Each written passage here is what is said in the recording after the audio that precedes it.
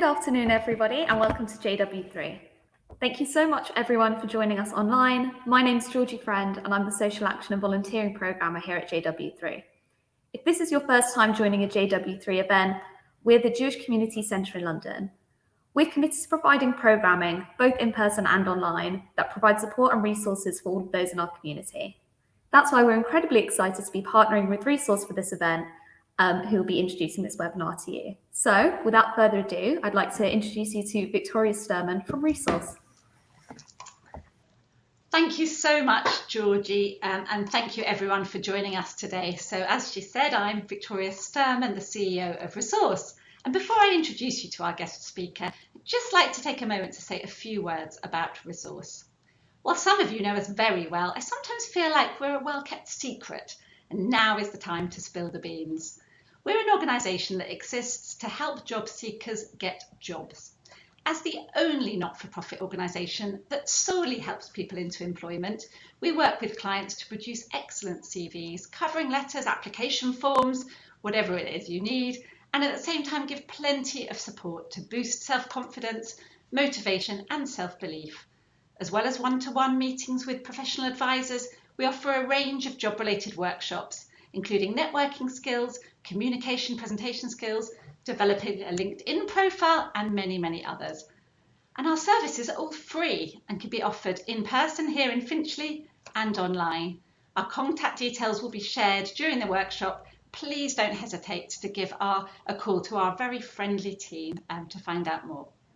So, without further ado, I'm delighted to introduce our guest speaker, the inspirational Michal Oshman. Michal is the head of company culture, diversity and inclusion and employer branding at TikTok for Europe, Middle East and Africa, and was formerly responsible for international leadership and team development at Facebook. Throughout her career, she's trained and coached hundreds of tech leaders. She has 3 university degrees in psychodynamic and systemic thinking, sociology and anthropology. Michal lives with her husband and their 4 children in London, in the UK, and last year she wrote an absolutely fascinating book, which I commend to all of you, which is called What Would You Do If You Weren't Afraid? I'm also delighted to introduce one of Resource's trustees, Kate Fulton, who will lead the conversation with Michal. A barrister by training, Kate currently leads the Barnet Reading Project, having grown it to 30 groups around Barnet, and she was awarded a British Empire Medal for services to the community in the London Borough of Barnet in 2020. Over to you. Thank you, Victoria. Thank you very much. So, my pleasure to be chatting to Michal. And Michal, as we've just heard, you are extremely accomplished, both in the workplace and at home. Yet in your book, the fabulously titled, What Would You Do If You Weren't Afraid?, you do share a very different story. Can you tell us a little bit more about why you chose the title and the story that you share in the book? Absolutely, and I'm really delighted to be here today. And I wish I knew about your organization when I had my own moments in my own career, when I was not sure or losing confidence or needing someone to bounce ideas or even help me with mocking for an interview. So let's not let this stay as a secret and make sure that everyone is aware and know about it. Yes, today I'm joining you today, I guess, wearing my author and community member hat, as well as maybe women in tech hat. And I decided to name my book, What Would You Do If You Weren't Afraid? For 2 reasons. One, which is more personal, because I've been afraid my whole life. And I can share more about that if we get a chance to maybe dig a bit deeper. But the first time I saw this kind of statement, this invitation, this question, what would you do if you weren't afraid, was when I was working for Facebook. And I was at Facebook for almost 7 years. And I remember on my first day and week in the company, I saw these big posters on the wall. And they said, what would you do if you weren't afraid? And it was an invitation for employees and almost like a recognition by the company that we are afraid. And when we're afraid, we're less creative, we're less bold. We sometimes freeze. We're not sure. And I believe that overcoming our fears, which is not easy, and our anxieties, when possible, help us discover what would we do if we weren't afraid. For some people, it means that they would go for that job. For others, it would mean that they will start dating again. For others, it means that actually they will get, they'll end a relationship. So I just think asking yourself, what would you do if you weren't afraid, is a very powerful question. Great. When Victoria introduced you, she was telling us a little bit about your profession, but it's quite unusual. Can you tell us a bit more about what you do? Yeah, I'll try. Because like many of us, I do different things. So I think, what do I do? I'm going to be a bit kind of, cheeky here. I'm a mother. I do motherhood at home, and that's obviously a big part of my life. I do community work. And hopefully I can do more of that. I am now an author, as you kindly mentioned, and professionally, what I studied, and as you mentioned, I have a few degrees in the area of organizational psychology and sociology. So I'm very much interested in people. I'm curious and I love people, and I love thinking and learning about people in the context of work. So my role has been always to work within organizations and try to understand what motivates people, what inspires them, how can teams work more effectively together, how can leaders lead more effectively. So you can say, like here, because we're talking about work and professional growth, I think it's under the hat of HR, human resources, normally, that I would sit in. And then it could be organizational behavior, leadership development, team development, management development, and culture. I'm very much curious about culture and how different companies have different cultures, how different families have different culture, how, in my eyes, everything is culture. And I don't know if you know this saying, culture eats strategy for breakfast. And I really believe in that. I think organizations can come up with the best, or businesses with the best business plans and strategy. But if you don't have that glue, that culture, those set of behaviors that connect people together, then culture will eat strategy for breakfast. Interesting. Just returning to your book, which is absolutely fabulous, and as Victoria said, a must read. There's a chapter called Purpose. You dedicate a chapter to purpose, and you specifically name the chapter Replace Fear with Purpose. Can you tell us a bit more about this and where the idea came from? Yes, and I'm so glad you're asking me about this now, because I'm doing a TEDx this week, on Sunday, and it's called Replace Fear with Purpose, which is obviously something I'm very passionate about.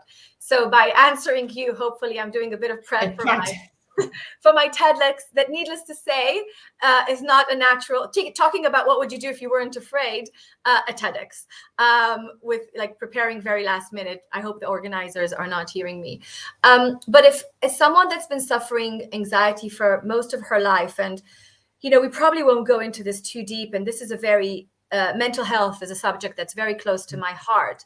I've been suffering from mental health, pain and issues for probably the first 38 years of my life. And I'm going to celebrate my 47th birthday as my next birthday.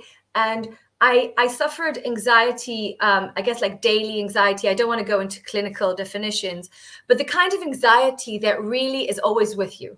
And it's not the fear, the survival fear of putting a mask on or running away when a wild animal is chasing you. That's a healthy fear.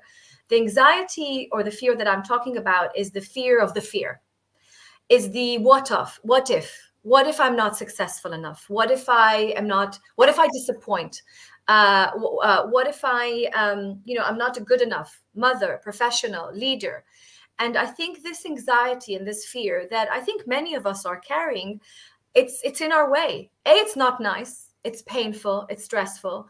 But also it's often in our way from really growing. And one of the things that I learned from Jewish heritage and from Jewish studies, and also from Viktor Frankl, is that once you find purpose, and we can talk in a minute about how you can find your purpose, I hope, but once even before you find, once you search for purpose, once you start searching for meaning, what's meaningful to me in my life, you can fight less the anxiety and put more of that positive purpose energy into your life. I got so tired of fighting my anxiety that I realized that spending 15 years in a therapy room helped me understand where this anxiety came from potentially, which is childhood experiences. But I continue to revisit it. What I learned from Jewish wisdom, from universal Jewish wisdom, not have to do with Jews, non-Jews, is that when we look for purpose and we think about why are we here? What are our talents? What's the contribution that we can make to this world and to ourselves? Naturally, the anxiety can potentially reduce and make space for meaning. And that was a life-changing discovery. I know you've heard this before, but I think when you hear it, when I heard it in a point of my life when I was like, hey, I have so much, a family, thank God, and a job, but I'm feeling empty. I'm feeling scared. I'm feeling like I don't belong. This understanding of searching for your purpose really changed the way I was looking at life. So, we can see also now in the world how certain communities and nations, when they are probably feeling afraid, when they're injecting purpose and meaning into their lives, how it gives them direction on how to act. It's very, very powerful to see. Yeah, there was a couple of examples. I don't want to sort of dig too deeply into your personal life, but a couple of examples that may help people. You sort of career choices that you've made and what you've learned from them. Your decision to do a law degree, or your decision to start a company, tech company. So often what's in our way of living a purposeful life is that thing called ego, which I'm assuming I'm not the only one, battling with. But, actually Jewish wisdom has a very interesting take on ego. But, as you said, I made some not great career decisions, but probably the best ones to allow me to be sitting in front of you today. And one of them, and a couple of bad ones, was pretty much led by my ego. I'll be completely transparent. I'm not ashamed. When I finished the army, I was an officer in the IDF. And when I finished the army, I rested a bit and I was a waitress and all of those things. I wasn't brave enough to go on the typical Israeli tour to South America or India. I stayed close to my parents, which is a different story. But when I was ready to study, I signed up for a law degree. And really the reason I signed up to study law in university was because I thought it was going to impress my parents and all of their friends. And because I loved watching Law and Order on TV in the 80s, I guess. And I loved how the lawyers looked and how the cops looked and all the energy there. And I'm like, yeah, I want to be like them.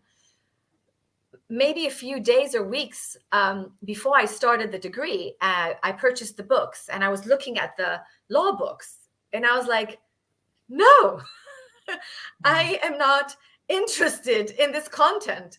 There's no calling here. It's sorry, I love lawyers and they help me in a moment of need. It's boring. It's not me. It's not for me. It's amazing, but just not for me. And I had to have like an honest conversation with myself and say, well, I signed up for this thing for all the wrong reasons. And I have at least two options. One, carry on and spend 3 years in university. And then after this and trying to get jobs and then maybe find myself in 10 years doing a career change, which is also okay.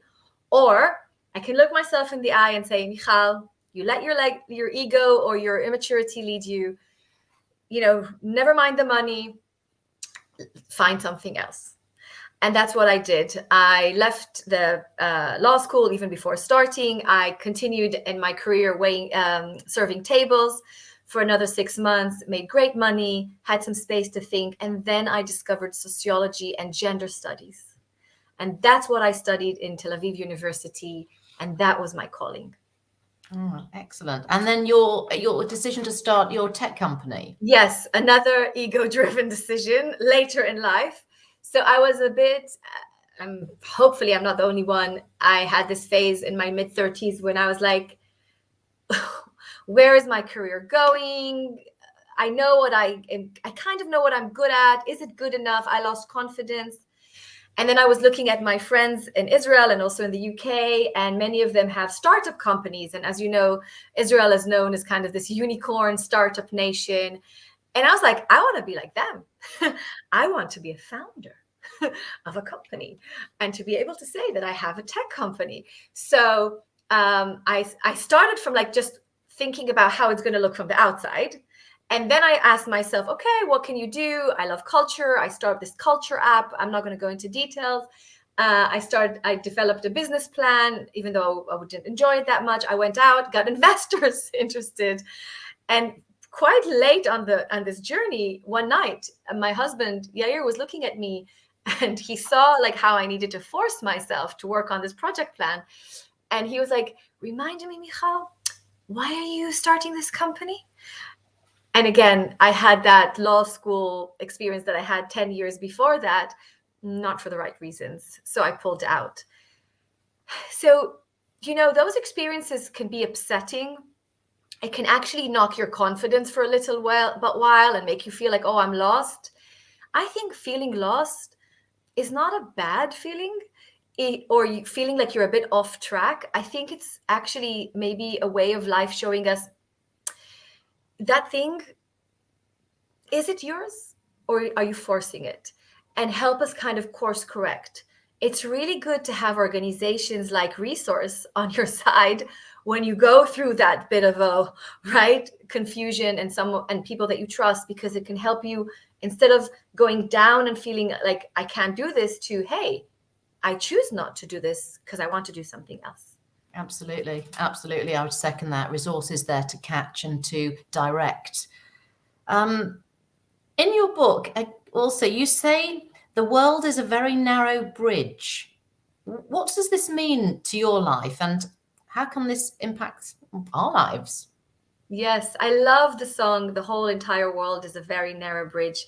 In Israel, it's Gesher Tzar Me'od. And, for anyone that's been on a Israeli camp or shul, or I don't know, it's a very familiar song, and it's very short, right? It's about the whole world is a very narrow bridge, and the main thing is to have no fear at all. And this is about traditional kind of cultural Jewish song, and it's about the experience of I guess the Jewish nation dealing with adversity throughout the years, the 4,000 years. But I think it's relevant to our lives today, because the world is all about bridges. That bridge of deciding what to study, that bridge of to study who decide who to marry, the bridge of what do I choose to do with this dilemma that I have in life. Our lives are filled with these narrow bridges, and the question is, it's complex, right? But acknowledging the fact that we will face those moments of truth, those choices that we need to make, and not to be afraid, because it's part of life. The second part is that feeling afraid is a human, universal experience that is there to help us grow, but also build the confidence that we are wired to cross bridges. And I think what an organization like Resource is here to do is help you understand, what is the bridge that you're facing now professionally, right?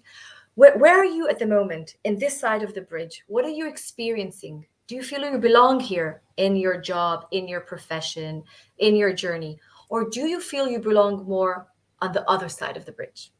Because you need to know where you're going, right? And I think once you kind of know where you're navigating, it doesn't mean that the bridge is going to be easy.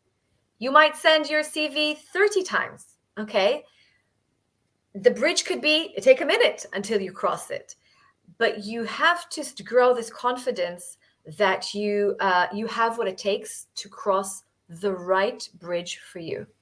And I do want to put a focus on this, that sometimes I see people from different hats that I wear trying, including myself, to cross a bridge that it's not my bridge. And the self-awareness of what are your bridges and then how you're going to cross them, I think are really helpful on the journey. Absolutely. And having worked alongside, as you say, with Resource, they help you to recognize which bridge it is that you need to be crossing.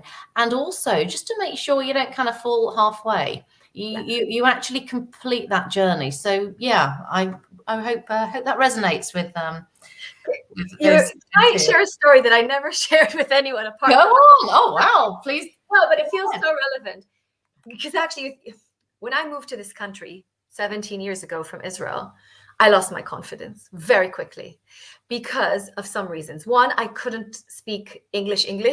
Like I didn't understand some phrases and accents, and I was sent to an assessment day in Glasgow. I could hardly make it to the assessment day because the taxi driver and I did not understand each other, English wise. So these are like funny stories that you can tell on a Shabbat table. But also because I got advice from some not supportive people. So one of the people that was very close to me in Israel said, when you move to the UK, I have to introduce you to someone. He understands so well the UK landscape. He worked for this big global organization that's very big in Israel. I'm not going to name their name. You have to meet with them. So I was 31, having having a master's in my area. After working in Israel as an organizational development consultant, I had something to offer. I met that person and I came to him with my eyes kind of, tell me, what should I do? How should I, this is my CV. And he said, I just want to manage your expectations. And think about this bias of this person. The best that you can be here is a part-time university EA to a professor. And if you think you can do anything else, I just should need to tell you it's not going to happen. And I remember coming back home, broken, Kate. Like broken. Because also I was first year of marriage. I left an amazing career and I was here to start again, but not to start from scratch. And who said that it's not an amazing job to be a university, secretary? And he made me feel so small. And I said to my husband, we're going back to Israel. I'm not staying here. And it took me probably a couple of years. His name is Tony. It took me. And if you're listening, Tony, watch this space. And so it became, because I'm, thank God, married to this great guy, we made a phrase, F Tony. F Tony. And every time I had a bit of a wobble, we reminded ourselves that Tony is exactly the person I shouldn't ask for advice. I need to ask for advice to people that believe in my potential and that can be really honest with me.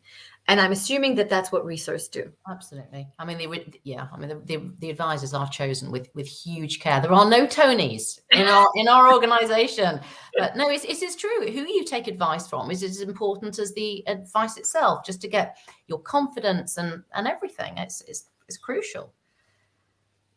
Just moving on. There's I love this quote. If you change nothing, nothing will change. It's so obvious, but it is a theme that you refer to at the beginning and the end.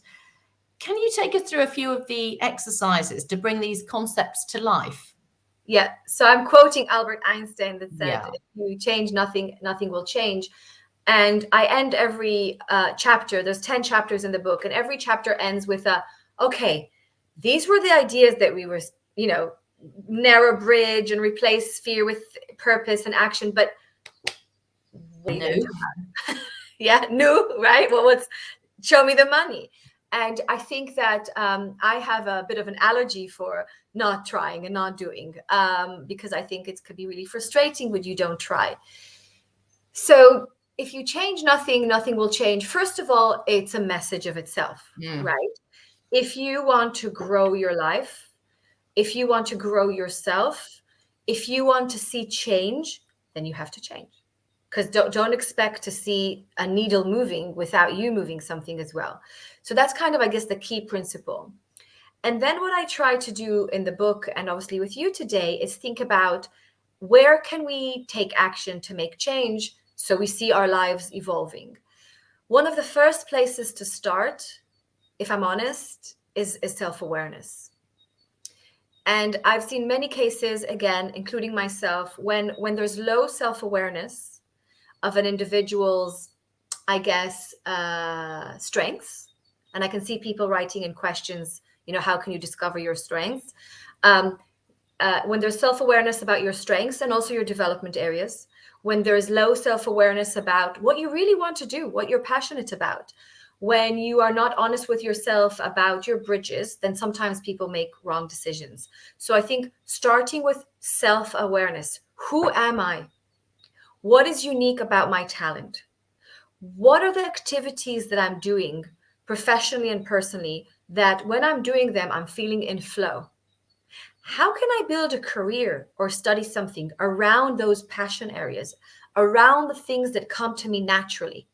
So, Kate, I come from the school of thought that's not looking for an all-rounded person or an all-rounded employee. When I interview someone, I'm not looking for them to be okay in this and okay in this and okay in this. I'd much rather look for someone that has this passion, this knowledge, this expertise in one or two things, and they have awareness about the other things, and then they either compensate or find other ways to bring to life their great strengths, and the weaknesses can either be evolved to a certain degree, or maybe it doesn't matter that they have areas that they're not good at. So self-awareness is a lot of what I work about in the book.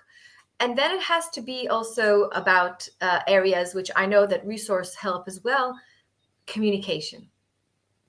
Think about what comes out of your mouth. And don't just think about things how you hear them and what makes sense to you, but how others are responding to it. So I'll give you back an example, going back to Tony. So I moved here and I was starting to look for jobs. And I was very conscious that I don't have the local accent, which, by the way, today doesn't matter that much. But 17 years ago, it mattered a little bit. And I used to leave messages to people, it's Michal from Israel. Like, for me, I was Michal from Israel. But for the HSBC recruiter, that's not the best message to leave her on an email, or, we still left voice messages. So it was like the basic skills of like, how do you tell your story?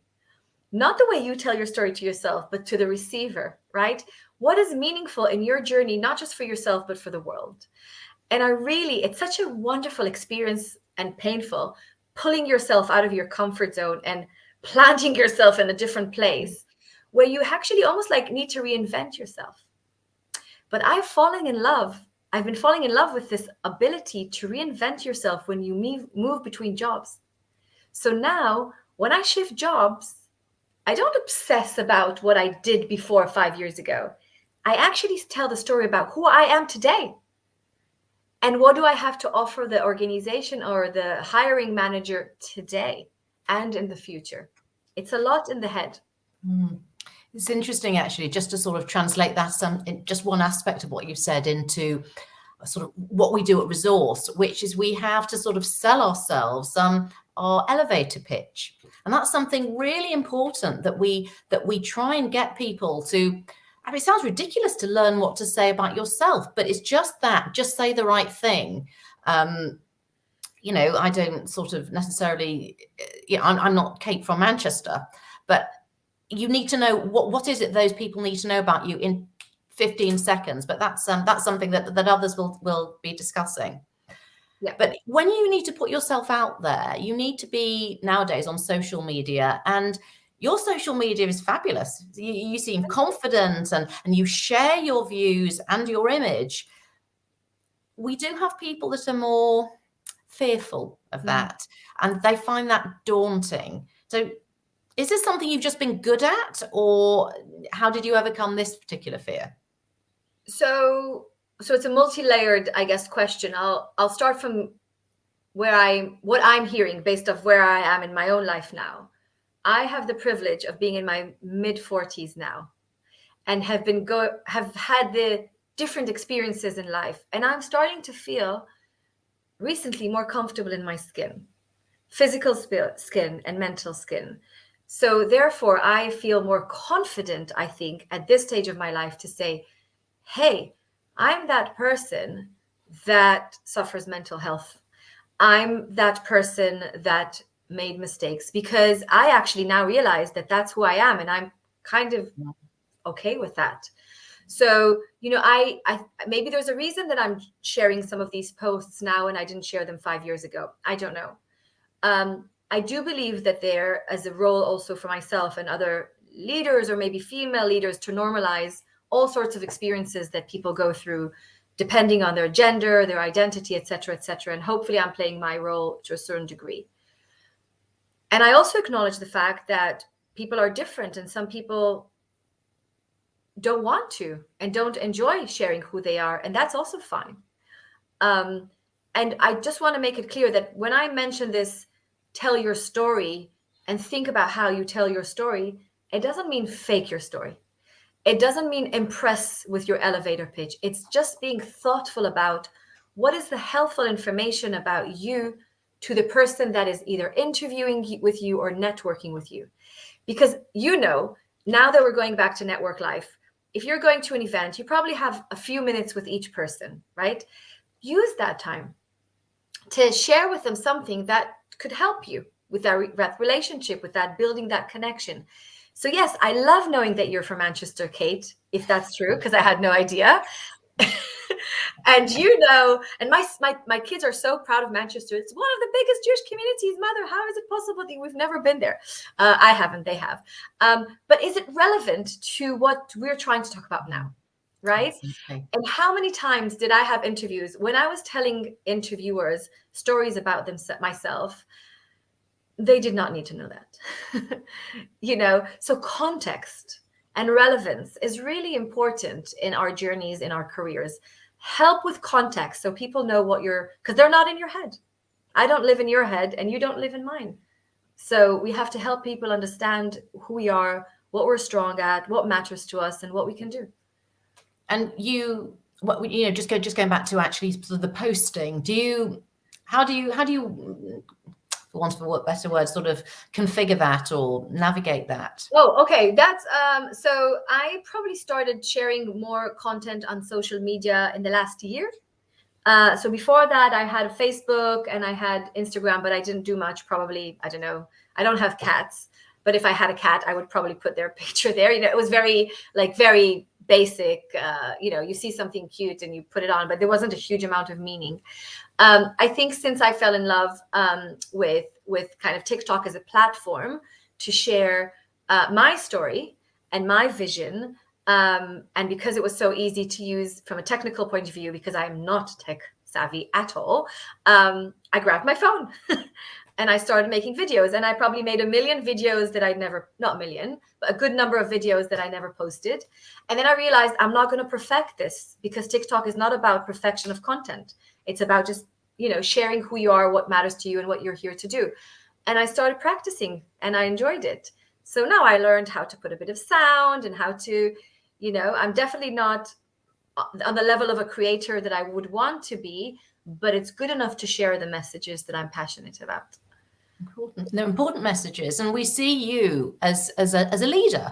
I mean, through your life experiences, what would you say to someone who's a little bit shy from taking on leadership positions, or just feels uncomfortable being the one that people turn to and ask a question of?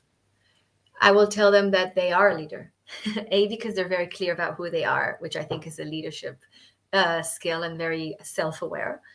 And I would also say to them, what are the areas that you are passionate about, that you find meaning in, and how can you lead in a way that feels naturally to you? I really, truly believe that all of us have a potential to lead. And, sometimes when I really want to kind of demystify all of this leader thing, Kate, and I have a feeling you'll agree with me, but I don't know you well enough. I think that often people, when they hear leader, they think that person on stage, or that person, that head of country, right? For me, a leader is someone that connects with people in an emotional, empathetic way, and understands what people care about, what matters to them. And then that person helps them bring those ideas to life, assuming that they're positive, good ideas. So there are mothers in my school, in my kids' school, that I think if I asked them, are you leaders? They would say, no, they are leaders. They are leading our school. They're leading our community. They're the first ones to get in a WhatsApp group and say, how are we going to rescue 1,000 people now from Ukraine? That's for me leadership. I'm following them. What am I doing? Transferring some money, wrapping tuna, tins. They're leading. They're making it happen. I wish women had more recognition of their own leadership. You can hear that I'm quite passionate about this. And therefore, you can lead in your own style on a WhatsApp group with your ideas, connecting people around, building content. A leader doesn't have to be on the stage. They can be leading behind the scenes if that's what's more natural to them. Yes, people do, as you say, lead in very different ways. And we want to find out. I love the book that you referred to. I've read it 100 times. You referred earlier to Viktor Frankl's book, Man's Search for Meaning, which is something I've given to people and read a lot. There is something about that could be difficult about finding what in life is meaningful for you, where your own passions lie. It sounds like an obvious thing. I mean, we know certain things. We know that don't like or do like the taste of ginger, or we know things. And then there are certain things that we can't quite button down. It's hard to find out. And how do we find out what is meaningful to us and what we should be following as a passion? Correct. So let me respond to this again in a multi-layered way. I think one thing, first of all, a decision to look for what's meaningful to you is a first step. But you have to be honest with yourself that when you do this, when you go on this search, you're staying true to your real essence, to your own soul, not what seems like purposeful for that neighbor that I might sometimes feel jealous of. You know, in the book, I shared very candidly that there's this lady that I've been impressed by for years and jealous of, I guess. And sometimes I find myself, I'm trying to be like her. Sometimes it's good because she has such great qualities and behaviors. So it's good to try to mimic someone else, but it becomes dangerous when you're trying to copy someone else's journey, which is not your journey. So I think, you know, in order to get to Viktor Frankl, I think, first of all, you have to get some clearing, right? Like kind of get ridding of not copying anyone else, not trying to follow a trend, not trying to think what's going to look great on whatever, my LinkedIn, like getting rid of some of these things, which are on our way and completely natural and normal, right? There's nothing more normal than trying to, you know, follow some kind of trend. And then when you actually arrive to yourself, to start reflecting on what are the things that I do during the week that give me energy. For example, for me, what I'm doing with you now gives me a huge amount of energy. For someone else, this is like the idea of a nightmare. There's hundreds of people watching me now. I don't even know how many. And they're writing messages as I see. Where should I look to? Maybe I said something wrong. No, sweat. Like, right? I'm giving you a very simple example of how for one person, something gives a huge amount of energy. And for another person, it's like their idea of a nightmare. Can you spend some time writing down those things that you do during the week that give you energy, that feel like you're in flow, that like, this is me, and the things that you're doing that like sucking the energy out of you, you don't want to do it, right? That's already a quick indicator. So for me, the things that really drain me is like project planning, project management. That's why when I was looking at this founder role, it wasn't right for me. That's not my strength. So like really be honest with yourself about the things that give you energy and kind of drain you.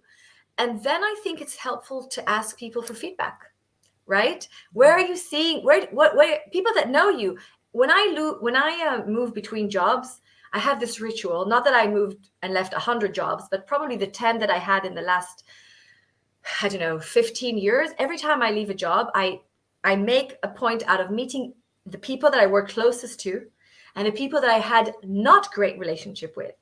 And I asked them, give me a gift, please. Don't buy me a card or candles.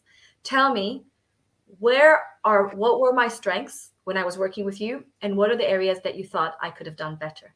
And I collect this data, right? Like data gathering. So I think finding your purpose is get rid of ego as much as you can, being honest with yourself about what gives you energy, what takes energy out of it, and getting other people help in understanding, like, how you come across to the world. I also think it's about being curious, right? Learning, growing, reading, listening, right? Because when we're curious, we allow our purpose to find us rather than us needing to search it all the time. Yeah. And we have got quite a few questions coming up, but I just want to sort of, as a sort of a wrap up, a thought about we found meaning and we've spoken to people, but things can go wrong and it's all our fault, and we really need to forgive ourselves a bit sometimes. How do you advise sort of self-forgiveness, if that isn't an awful word that I've just made up, but you know what I mean? I'm the one that's known as making up words in English. So for me, you didn't make it up. It's completely legit. I love that you asked that question. Let me go a bit personal, and I know we want to hear from other people as well. Most of my life, I was trying to be perfect. I'm a third-generation Holocaust survivor. I grew up with my grandparents. There was a lot of trauma and a lot of sadness and a lot of fear in my house. And I started having very bad thoughts, which I never shared with anyone. And I was trying to be perfect. And Kate, my biggest fear in life wasn't death, was messing up, not being perfect. And that was probably one of the greatest causes of my own issues. One of the beautiful discoveries that I made in Jewish wisdom is that there is nothing more complete than a broken heart. You cannot be complete and full as a professional or as a human unless you're broken, which is not a comfortable thought and feeling, but it is that. So why am I sharing this now? These disappointments that we experience, which may make us feel like we're breaking, we're not good enough, we're failures. It's only through these experiences that we can grow. And you know what? Thank you, Tony. Thank you, Tony, for showing me how not to lead and how not to give advice. And thank you, Tony, for showing me what I look like when I lose confidence, and then what I look like when I get my confidence back. So yes, Tony is a very simple example of a man that broke my heart and my confidence. But in that gap that he, that space that he created between that moment when he did break my heart, that's where I built my confidence. F him. No, I'm going to make it here. No, Tony, you're wrong. It's going to take a minute. I'll find the right people around me. It'll take a village, but I'll find my way here too. So disappointing, not getting a job, be curious about it, learn from it, but know that that's the only way that you're going to get to that other side of the bridge. That's my mantra. So lovely. And the authenticity with which you've shared everything and talking to us. Lots and lots of questions are coming in. And thank you. We'll come back to you, Michal. Please don't go anywhere. Michal will be staying around to answer questions. But before she does, I'd like to introduce Lynn Cantor, who is Resources Relationship Manager. Lynn works very closely with our clients, and she's going to consider how we can take some of what Michal has said, her words of wisdom, and use them in a very practical way. Thank you, Lynn. Thank you, Kate and Michal, for that really inspiring discussion. Now, in the interview, Michal was very open and honest. She showed her vulnerability, her experiences, her challenges, and how she overcame them. And I'm sure you'll all have your favorite bit of that interview. One of the things that I really enjoyed was the world is a very small bridge. And if you read her book, she will expand on that by talking about you need to move towards something versus away from something. And she also talked today about replacing fear with purpose. In her book, she talks about to deal with fear is to take action. Now, here at Resource, we help people into employment, and we always encourage our clients to take action to help them get that job, cross the bridge to the job that they want. And one of the things we suggest to our clients is network. Is what I often get. Can't do that. But networking can be really powerful, but fear can stop us doing it. So who here likes to network? Doesn't like to network? Or thinks they've never networked? Let me change the word networking to having conversations, because we all have conversations. We have conversations with friends and family. We have conversations around a dinner table, maybe at synagogue.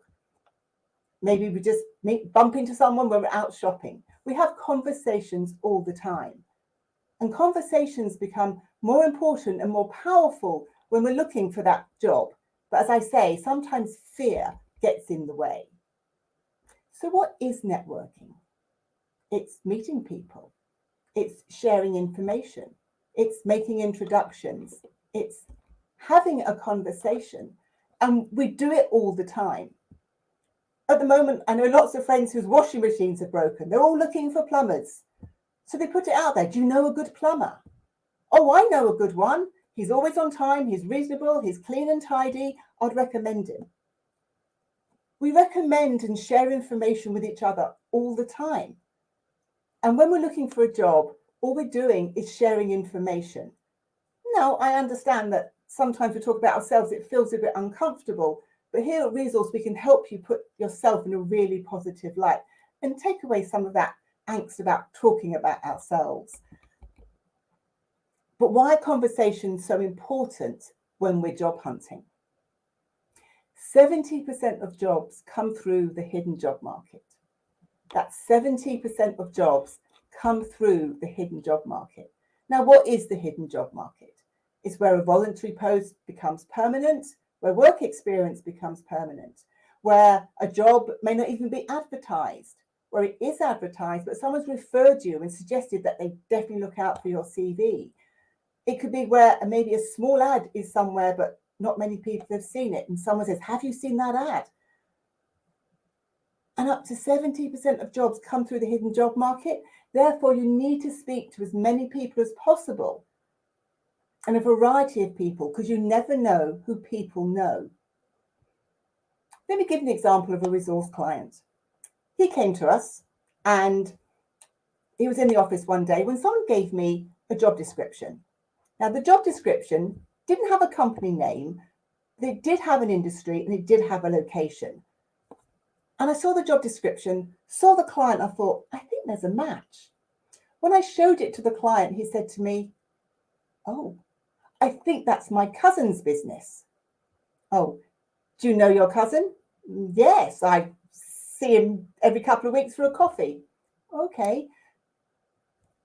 Does he know that you're looking for something new? Does he know what you do? Well, possibly and probably not. He probably thinks I'm the IT guy. I said, but you're not, you're in operations. Yes, I am. I said, you need to have a cup of coffee with your cousin. And he did have a cup of coffee with his cousin. He had several and a few Friday night dinners thrown in as well. And he's been working there for several months. You need to have as many conversations as possible because you don't know who people know and you don't know what they're looking for. How can people we have conversations with help? It's what I call the 3 I's: information, introduction, and ideas. People are very happy to share information about an industry, a company, a job role. Have a look at your CV. They're happy to introduce you to people they know. Maybe someone that might be able to help you in some way or might be able to give you some ideas. Because I understand that not everyone knows what job they want to go for. You may be new to the workplace, returning to the workplace, or want a career change. So people can sometimes give you ideas.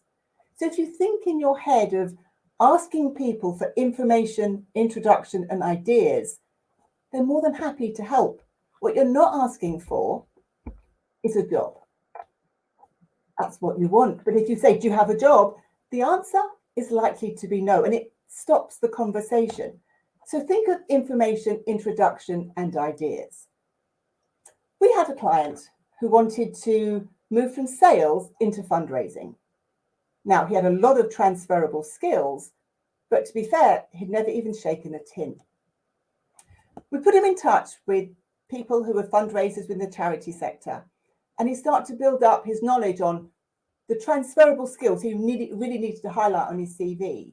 And he started to build his own network of fundraisers, ask them about their jobs, ask them if they'd have a look at his CV. Do they know anybody they can introduce him to? And then going back to them to thank them. And he did this with several people several times. And guess what happened when a vacancy came up? 2 things happened. One, they said to him, you need to apply for that job. And secondly, in the company, they said, we know someone whose CV you should look at. Yes, he did go through the application process and the recruitment process, but he did get the job. Conversations really do help you to cross those bridges and to move towards something positive. But what stops us networking? And Michal talked about it today in the interview, fear.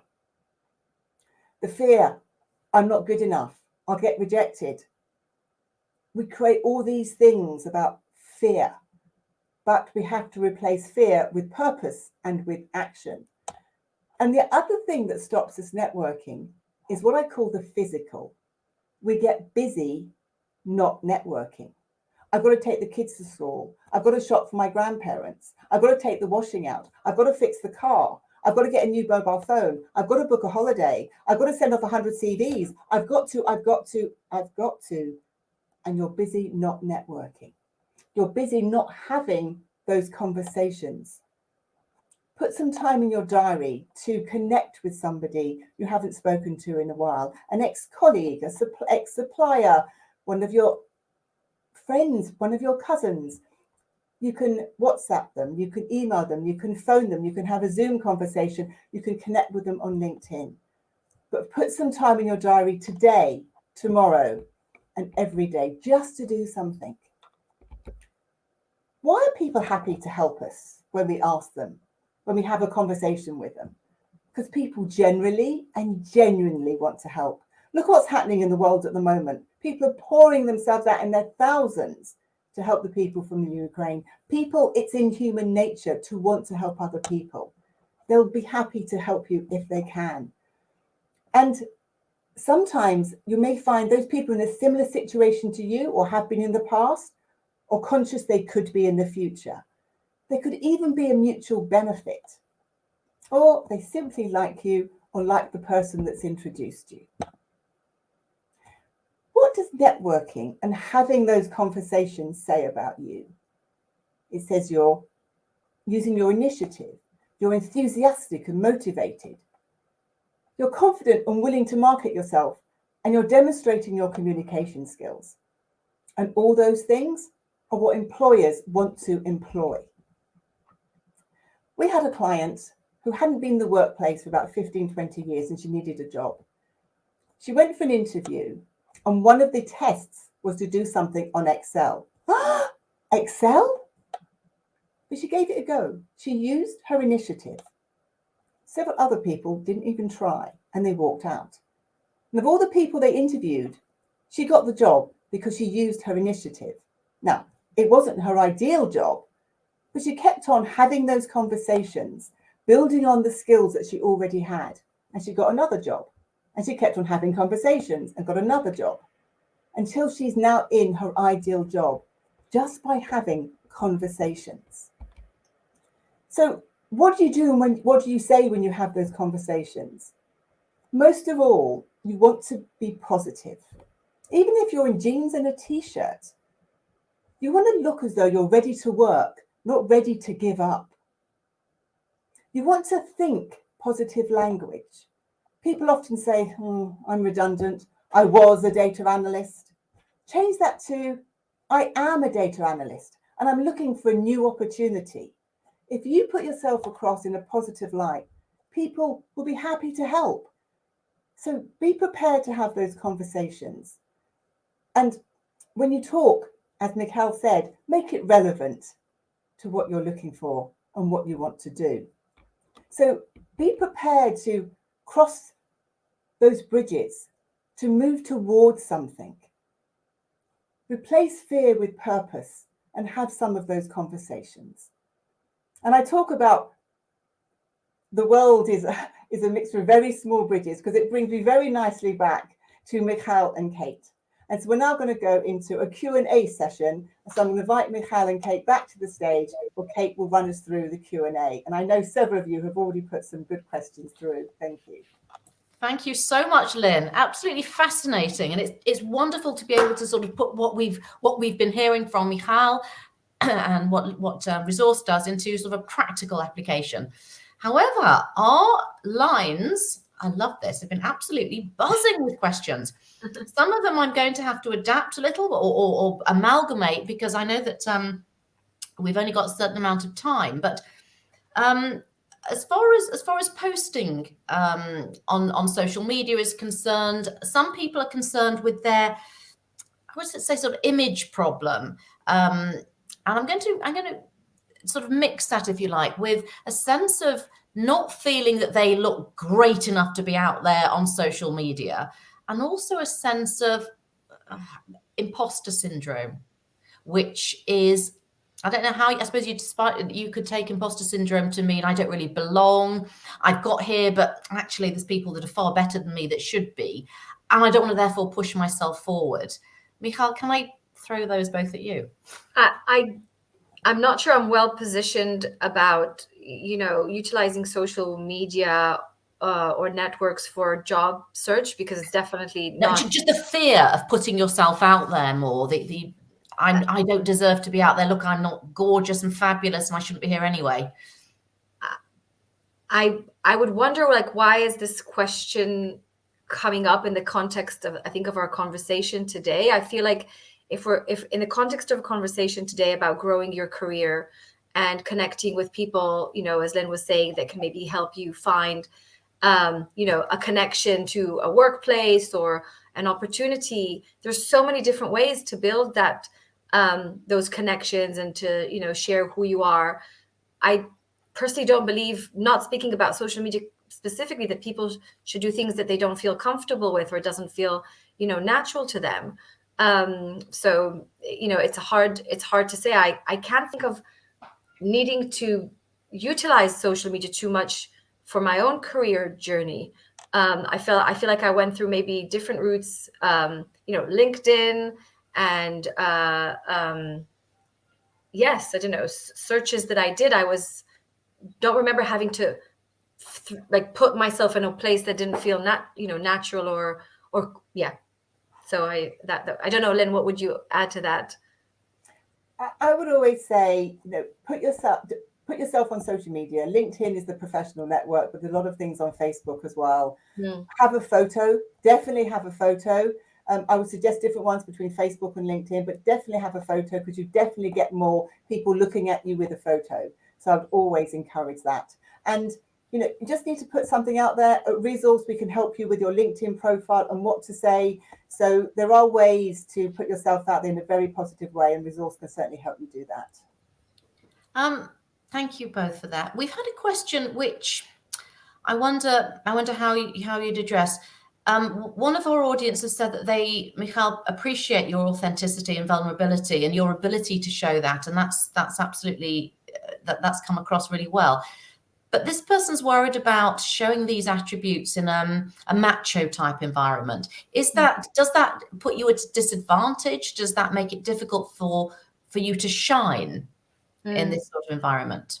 So I'm sharing, I can answer this from my own very personal voice, right? This is me speaking as, as a woman, and very close to my own identity.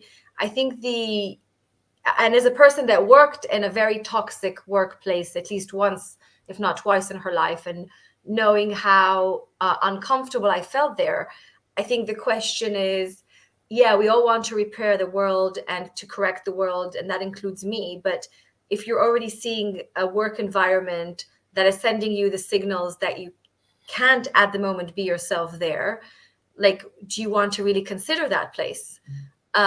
You could say, yes, I'm going in there with my eyes open, because I'm going to improve this place and make it an inclusive workplace for all. Or you could say, for this part of my journey, I would rather not go into a place that won't welcome me, and I will choose a place that has an environment and a culture that is welcoming. So you can imagine that I have very low tolerance myself, again, personally speaking, for those kind of behaviors, and see as part of my role in this world to make change there. But depending where you are on your journey, I think is my answer. Right, thank you. Another question from the audience. I'll try and sort of make it a bit less specific, but this person had a job overseas and got laid off, made redundant in the UK at age 57. finding it hard to get a job and concerned about ageism in the workplace. It appears that by the time you get to 57, that everybody is younger, and this sort of word, enthusiastic youngsters coming up. How do you deal with that? And is ageism still a problem? I feel that because, Lynn, you have a wider perspective, maybe you can answer on ageism, because that's definitely not something I feel like expert enough to answer. But I would say one thing, and this is without knowing the individual. Yes, we have to hear from Lynn about the ageism, but also because you mentioned that you came here from a different place, can you have another look at how you share your experience and story and evidence of your qualifications whilst you're bringing this to this new market? And it's possible that there's also something to improve there on how you translate terminology, qualifications, experiences, and that some of this, what might feel as is being maybe discrimination with other people, it's actually you can massage or just wrap in a different way exactly the same things that you had done in a way that's going to sound familiar.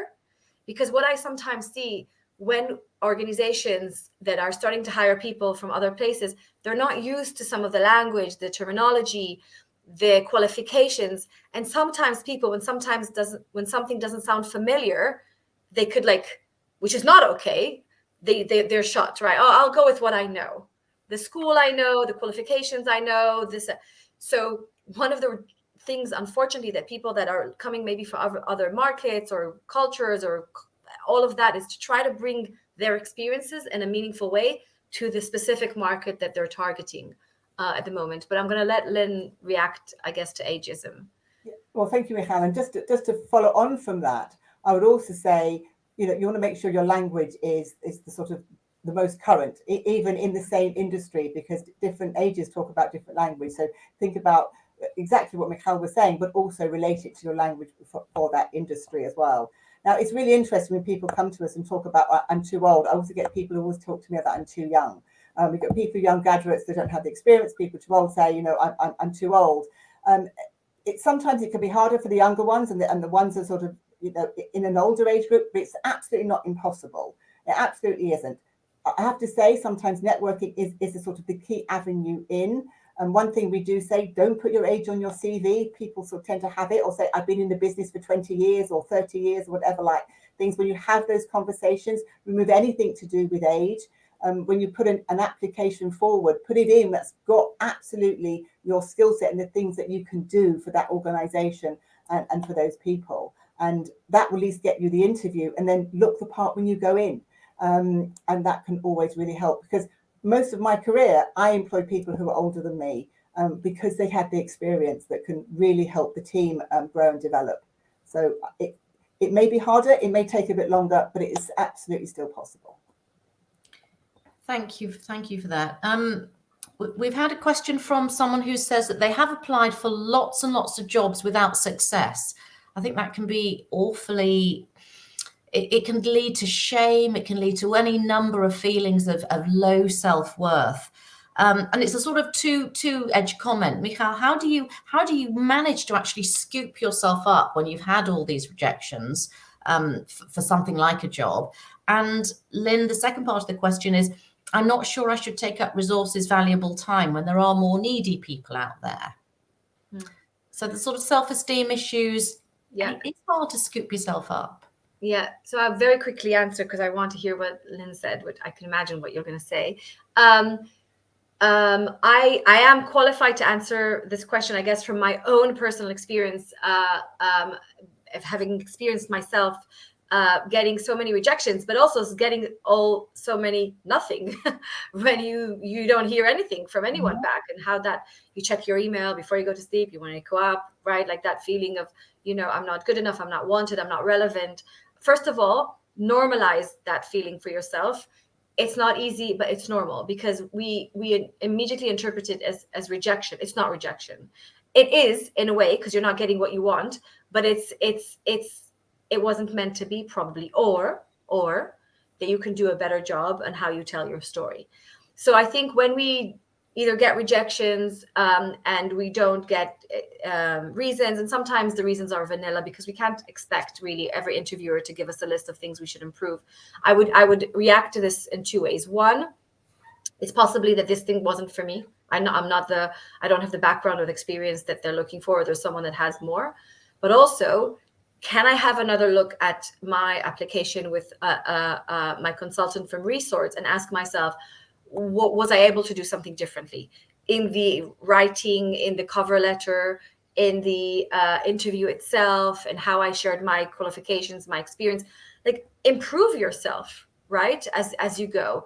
And I think so, wanting to learn and grow, but also knowing that not every job is yours is how I would, and normalizing this feel of disappointment.